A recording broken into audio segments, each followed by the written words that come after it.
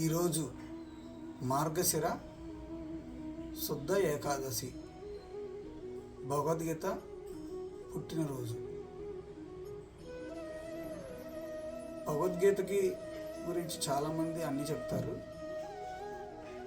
నాకు తోచింది కూడా ఒక మాట చెప్దామని ఈ వీడియో చేస్తున్నాను. భగవద్గీత ఒక ఆధ్యాత్మిక పుస్తకమే కాదు, అది ఒక పర్సనాలిటీ డెవలప్మెంట్. అందులో దేవుడు మనకి మార్గాన్ని నిర్దేశించిన బోధ. అందులో ప్రతి శ్లోకము చాలా ముఖ్యమైనది. మనం ఆచరణలో తీసుకుంటే మనకే ఉపయోగం అన్నమాట. ఎవరు ఆచరిస్తే వాళ్ళకు ఉపయోగము. నాకు బాగా మంచిగా అనిపించిన ఒక 4 శ్లోకాలు చెప్తాను, దాని తాత్పర్యంతో సహా.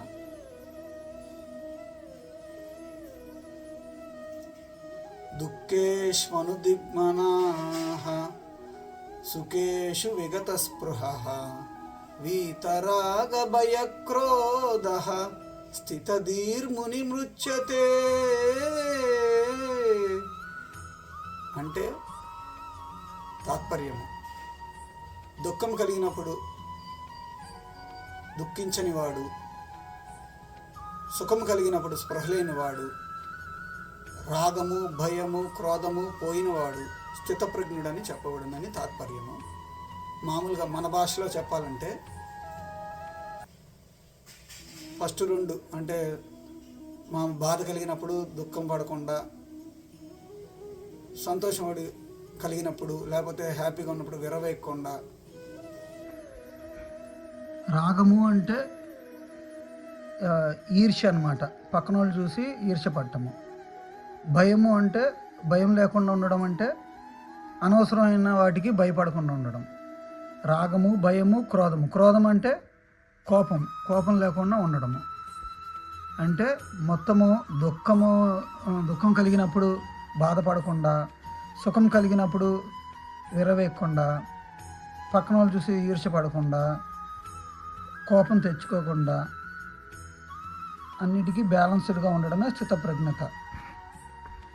ఇంకో శ్లోకము, ధ్యాయతో విషయాన్ పుంసః సంగస్తేషూపజాయతే సంగాత్ సంజాయతే కామః కామాత్ క్రోధోऽపి జాయతే క్రోధాద్ భవతి సమ్మోహః సమ్మోహా స్మృతివిభ్రమః స్మృతిభ్రంశా బుద్ధినాశో బుద్ధినాశా ప్రణశ్యతి బుద్ధినాశా ప్రణశ్యతి.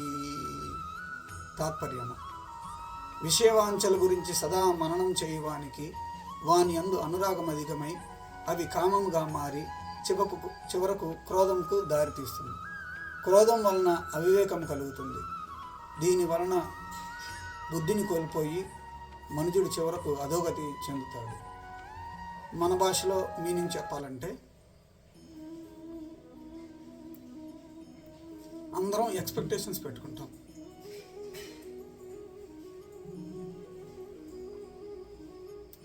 ఎక్స్పెక్టేషన్స్ పెట్టుకోవడం వల్లే సమస్యలన్నీ వస్తాయి. ఆ ఎక్స్పెక్టేషను తీరకపోయినా కోపం వస్తుంది. ఎక్స్పెక్టేషన్ అంటే కోరికలు, అవన్నీ. కోపం వల్ల ఇప్పుడు చెప్పినట్టుగా ముందు కోపం వల్ల మనిషి బుద్ధిని కోల్పోయి ఇంకా సర్వస్వం ఇంకా మనకి రాలేదనే ఇది ఉంటుంది. సో ఈ శ్లోకంలో ఏం చెప్తున్నారంటే, ఎక్స్పెక్టేషన్స్ పెట్టుకోండి, కానీ అవి నెరవేరకపోతే దాన్ని లైట్ తీసుకోమని చెప్తున్నారు. ఇప్పుడు నేను చెప్పబోయే శ్లోకము అందరికీ తెలిసిందే, అయినా నాకు చెప్పాలనిపించి చెప్తున్నాను. కర్మణ్యేవాధికారస్తే మా ఫలేషు కదాచన మా కర్మ ఫలతే దుర్భూః మాతే సంగోష్ఠకర్మణి. అంటే కర్మ చేయి కానీ దాని ఫలితం గురించి ఆశించకు, అట్లని కర్మ చేయక మానకూడదు. ఇది తాత్పర్యం. ఏ పని చేసినా మనము ఫలితం ఆశిస్తాము, తప్పేం కాదు అది. ఆ ఫలితం మనకు అనుకూలంగా వచ్చినా రాకపోయినా దాని గురించి ఎక్కువ ఆలోచించకుండా ఉండడము, అలాగని ఈ పని చేయకుండా నేను ఊరుకుంటానని కూడా అనకుండా ధర్మం చెప్పిన ప్రకారం పని చేయాలి. ఇంకొక శ్లోకము, శ్రేయాన్ స్వధర్మో విగుణః పరధర్మాస్త్ అనుష్ఠితాత్ స్వధర్మే నిధనం శ్రేయః పరధర్మో భయావహః. తాత్పర్యం, చక్కగా అనుష్ఠింపబడిన పరధర్మం కన్నాను గుణము లేనిదైన స్వధర్మమే మేలు. అట్టి ధర్మాచరణమున మరణము సంబంధించినను మేలే. పరధర్మము భయంకరమైనది, ఆచరణకు అనుచితమైనది. అంటే దీని అర్థము, మనకి ఏది తెలుసో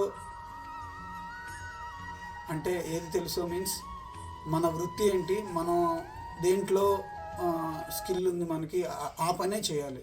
పక్కన వాళ్ళ పనిలో చేయి పెట్టకుండా, అన్నీ నాకు తెలుసు అనుకోకుండా, వాళ్ళు పక్కన వాళ్ళు కూడా కరెక్ట్ అవ్వచ్చు. మన పని మనం చేసుకోమని, మనకు తెలిసిందే మనం చేయమని ఈ శ్లోకం చెప్తుంది. ఈ 4 శ్లోకాలు మనము ఆచరిస్తే చాలా మంచిది. మా వ్యక్తి ఎవరు ఆచరిస్తే వాళ్ళకే మంచిది, పక్కన వాళ్ళకి కాదనమాట. మరొకసారి అందరికీ భగవద్గీత జయంతి శుభాకాంక్షలు.